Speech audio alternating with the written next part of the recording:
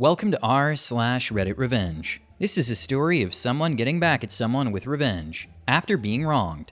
And today we have 3 great stories. So subscribe, hit the like button, and let's begin.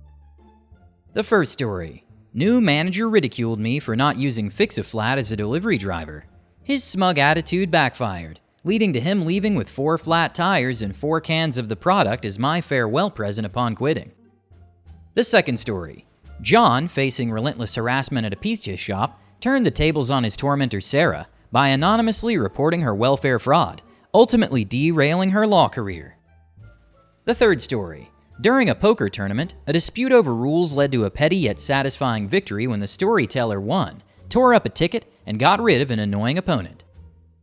The first story is, I'll take care of my own car, you take care of yours. Inspired by all your amazingly petty and wonderful stories, I've decided to share my one and only tale of sweet petty revenge. After high school, I decided to take a year off from school, which ended up turning into an ongoing 6+ years of gainful employment despite my 0 qualifications. And during this time, I found temporary part-time employment at a nasty little sandwich shop, which for the sake of using fake names, which I rather enjoy, we'll call Johnny Jim's. I worked as a delivery driver under one of those managers, we'll call him Michael, that tries so hard to convince his employees that they're working for the greatest place in the world, that he often seemed to forget that it was literally just an SH chain restaurant in a college town. I mean, this guy would sit back in his office coming up with new and dreadful ways to make us all look like jackass to our customers.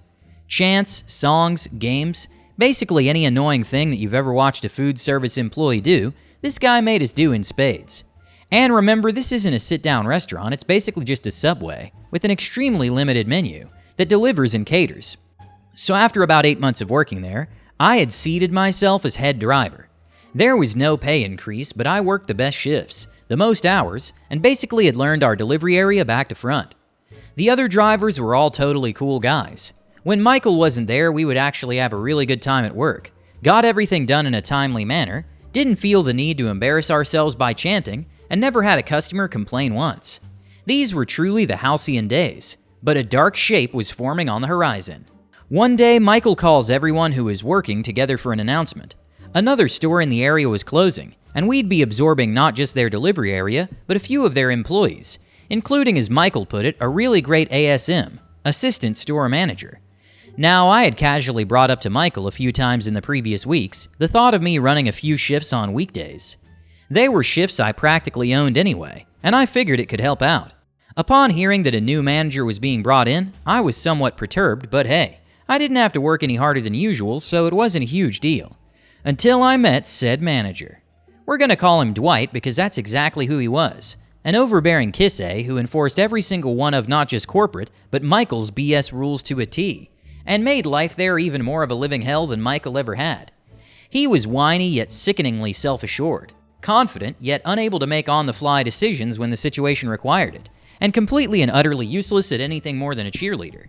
He would constantly lose money and have to remake sandwiches, yet Michael loved him because of all the kiss-a-ery. Okay, exposition end. Here's the real story. Still there? One exceptionally SH winter's day, after a night of being the only on-the-clock delivery driver, in one of my hometown's most horrible blizzards on record, I get up to go back to work, only to discover that I have a flat tire. Well, I call into work praying to FSM that the one manager I like is working, to tell them I'll be late. To my utter horror, the phone is picked up by Dwight, to whom I explain my situation. He hums and haws for a second before putting me on hold, and patches in Michael on his cell phone. So here I am on 3-way calling with my 2 least favorite people in the county, while they decide what they want to do.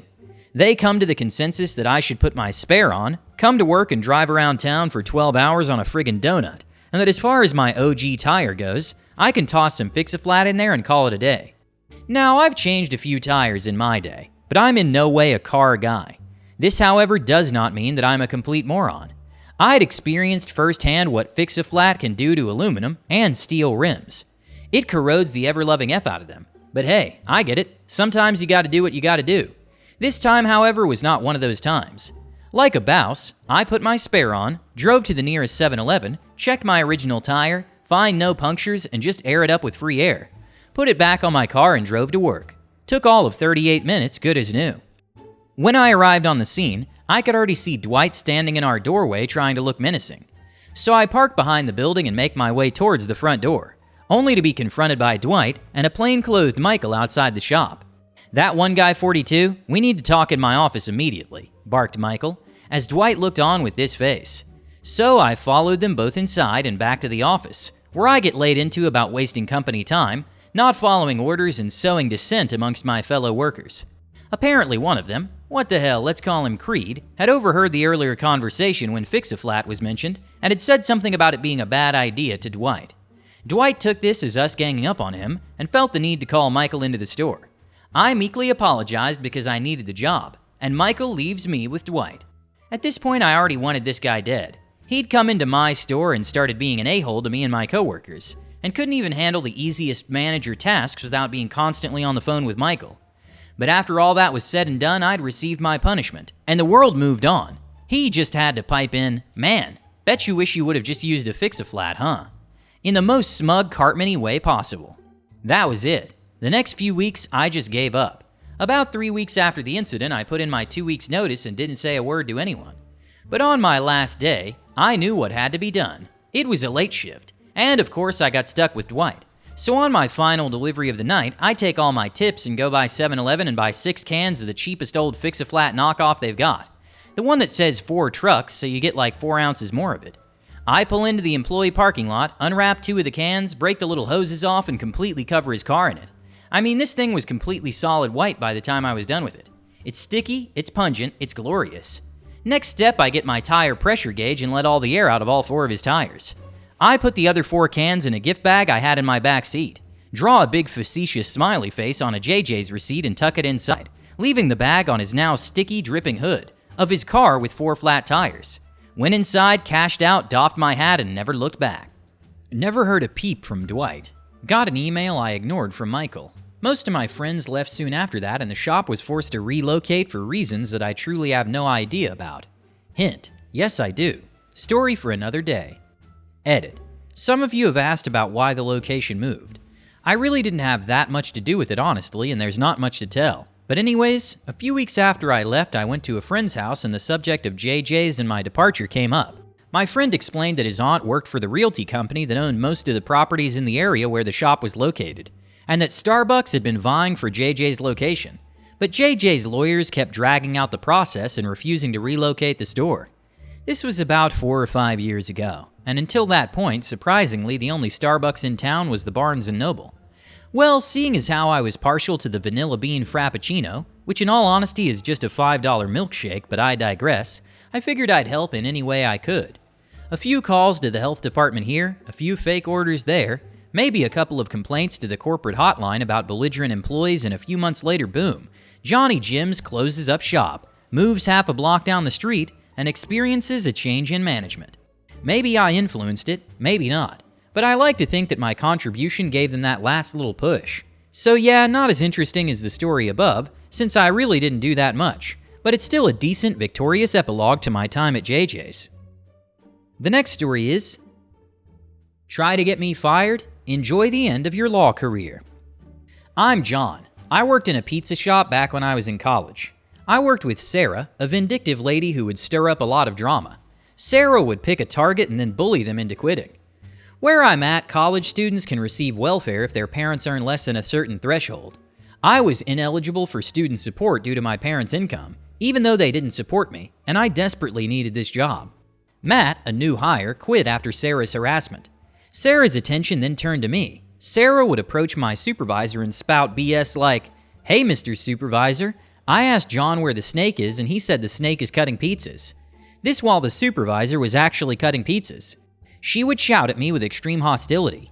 She wouldn't warn me if pans were hot, a major sin in kitchen jobs. She conspired with her friends to accuse me of slacking off, even though they'd never complained about me until Matt quit. This took a toll on me. My hours were cut, impacting both my financial and mental well-being. I even considered dropping out of college because I was struggling to afford rent. Sarah was illegally claiming student welfare despite being employed by the pizza shop. You can only claim the welfare if you're unemployed. Sarah, in the first year of her law degree, was also aspiring to become a lawyer. The thing about being a lawyer is that you need to be admitted to the bar to begin practicing. The law industry is very strict. Even proven allegations of plagiarism in college would make one permanently ineligible to become a lawyer. Frankly, she was stupid for defrauding the government. There's an anonymous complaints line for welfare fraud. Most of the time, the welfare department never follows up. Occasionally, however, they would send officials to investigate. This was one of those few times they followed up. I sent an anonymous tip stating the business, her schedule, her name, and her number. I was on shift when some officials from the welfare department came in, informing us that multiple complaints were made against Sarah. I think my boss could have just told them to scram since they probably didn't have a warrant, but instead of doing that, he licked their shoes, showing them all the CCTV footage.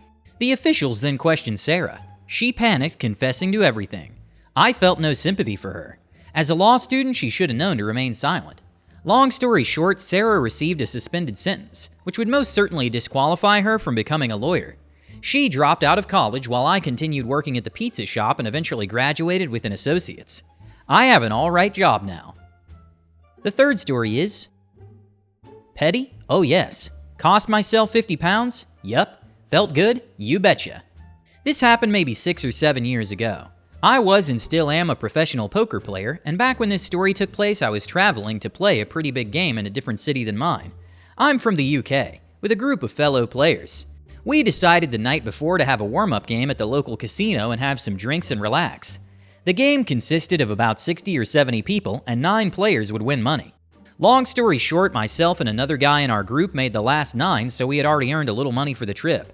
Now, unbeknownst to us, the local casino was running a promotion where the winner of this tournament along with the money would also win free entry into another tournament taking place next week, which was for the value of £100, which was issued in the form of a ticket.